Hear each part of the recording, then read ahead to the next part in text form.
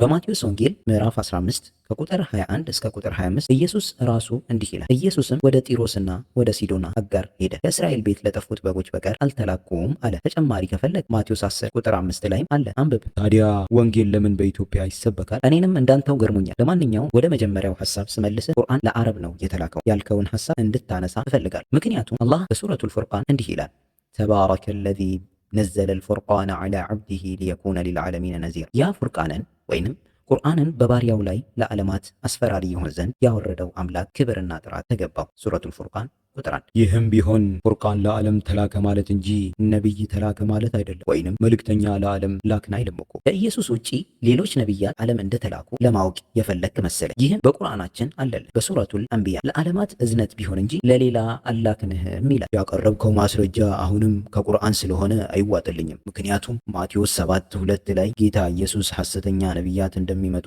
አስጠንቅቆናልና በመጽሐፍ ቅዱስ ስለ ሙሐመድ ምንም የተጻፈ ነገር የለም። የውይይታችን ርዕስም ይህ አይደለም፣ ኢየሱስን በተመለከተ ነው። ቁርአን የሚባለውን ለጊዜው ተወውና በመጽሐፍ ቅዱስ እንወያይ። ወደ ውይይታችን እመለሳለሁ። ግን የነቢዩ ሙሐመድ ሰለላሁ ዐለይሂ ወሰለም መልእክተኛ መሆን በመጽሐፍ ቅዱስ ውስጥ በብዙ ቦታ ተጽፎ እንዳለ ለማወቅ ከፈለግ እተባበረሃለሁ። ቤቴ ገብቼ አያለሁ። ጥቅሱን ስጠኝና ወደ አርዕስታችን እንግባ።